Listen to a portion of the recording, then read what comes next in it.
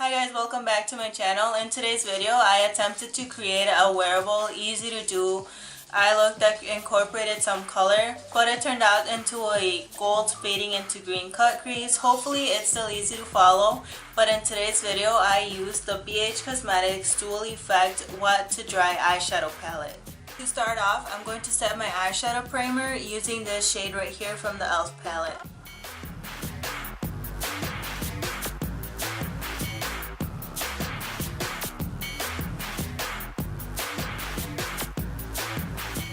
I'm going to use the third shade as a transition shade.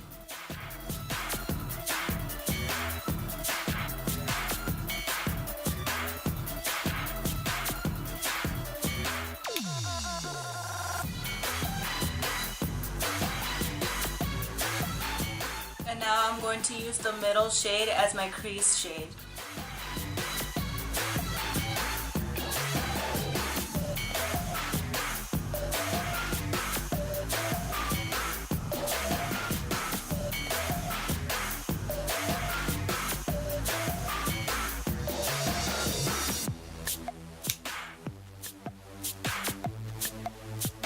And now I'm going to go into my BH Cosmetics Dual Effect Wet Dry Eyeshadows, and I'm going to grab the first one on the last row, and I'm going to grab that on a flat brush, spray it with some Wet n Wild's Photo Focus finishing spray or their setting spray so I can foil it, and then I'm going to concentrate it in the first half of my lid.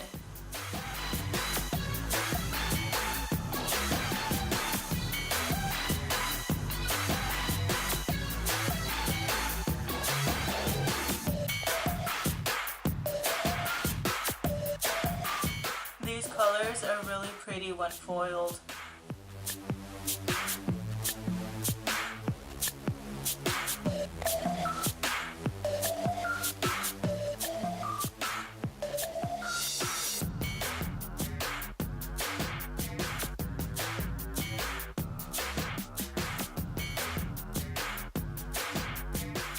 And I'm going to drag it out a little bit further than the center of my lid, and that is so that when I go in with my outer corner shade, I could more easily blend the colors together.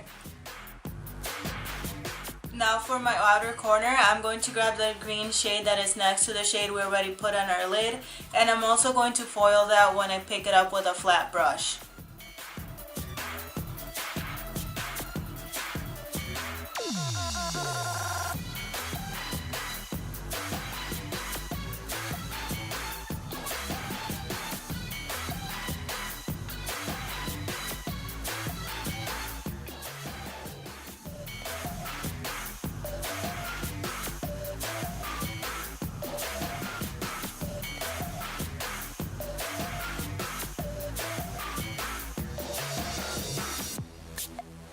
And I don't know if you guys can see the detail, but I am winging out the eyeshadow just so that I can add a little bit of character to this eye look.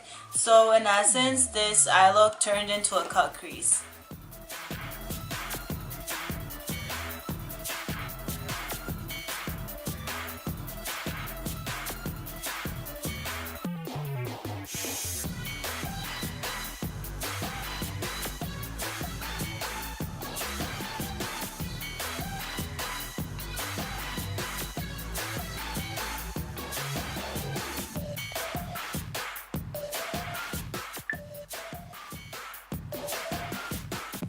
Now back into the e.l.f. palette, I'm going to go back into the middle shade that I used for my crease, and I'm going to go and keep blending a little bit just so I could soften off the edges created by the lid shades, but I don't want to add too much color, so I'm just going to do that very lightly.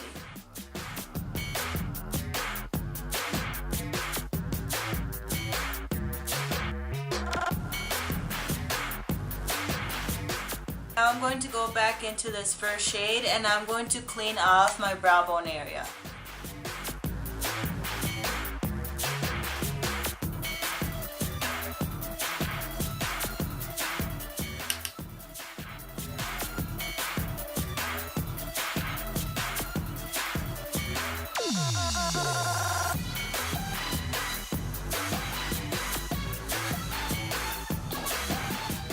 back onto the lid, in order to have a less harsh, joining of the green and the gold, I'm going to go into the shade that's right above the green, and with my finger I'm going to grab some of the color and pat it down with where both colors meet. And hopefully that'll help cover up where those two colors meet, and it'll help it look less harsh. So now it looks like the gold is meshing in and shining onto the green, which is what I wanted, because before it looked gold and then green. But now with adding the darker gold on top of where they meet, it fades into the green, which keeps the look much cleaner. For my lower lash line, I'm going to go into this middle shade and apply it right on my lashes.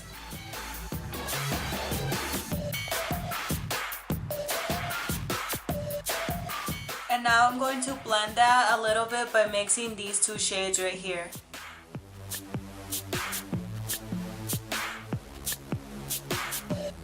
Now for eyeliner, I'm just going to try to keep it simple, a nice thin line as close to my lashes as possible. And I'm going to use the Kat Von D ink liner in Trooper.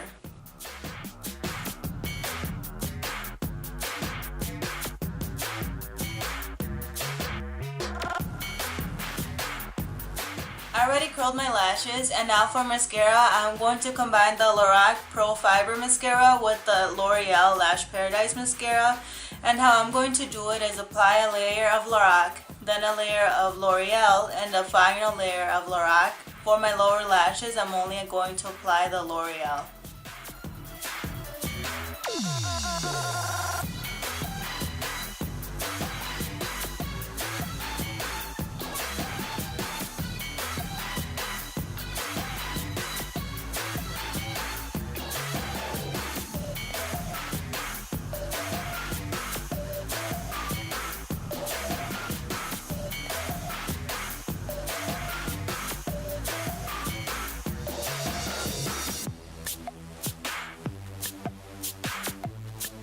Can you see the difference between the combination of mascaras and then no mascara at all? I like the length that the Lorac mascara provides combined with the volume that the Paradise mascara gives. It's just a great combination because you get the perfect amount of volume from the L'Oreal Lash Paradise with the perfect amount of length created by the fibers in the Lorac mascara. And with the Lorac mascara, you don't have those ugly fibers that fall onto your face or into your eye and then cause irritation. With me, I haven't seen any fallout of fibers or anything from this Lorac mascara, so I love to use it, especially in combination with a volumizing mascara. I am going to tightline using my black Essence pencil.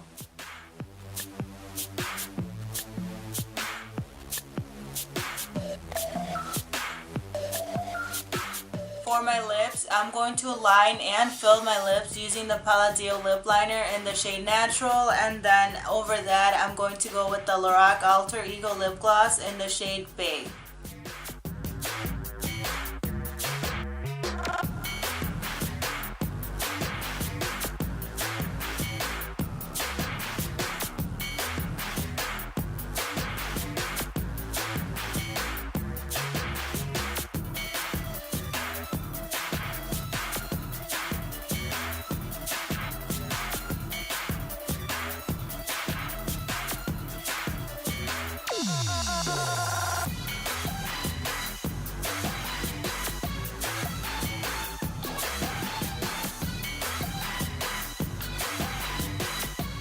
And there you have it, you guys. That is the end of this tutorial, and I really like the way that this look looks because it's very clean and fresh, I would say, but it incorporates some color.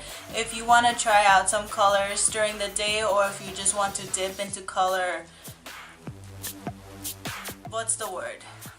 if you just want to dip into color in general, this is a way that you can do it. Just incorporate the darker colors to the outer corners and the lighter colors in the inner corner, and then some color in the middle where the two colors meet, so it's not a harsh meeting of the other two colors.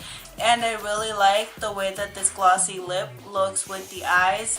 as you can tell, maybe you can't, but the color that I put in the crease is very similar to the color that I put in the lip, so I feel like it ties the whole look together. I do want to say that if you're in the market for a good neutral colored all matte eyeshadow palette, I would highly recommend this e.l.f. Matte for Matte palette. Now this is the first one, and most of the colors are your neutral brownie type of colors.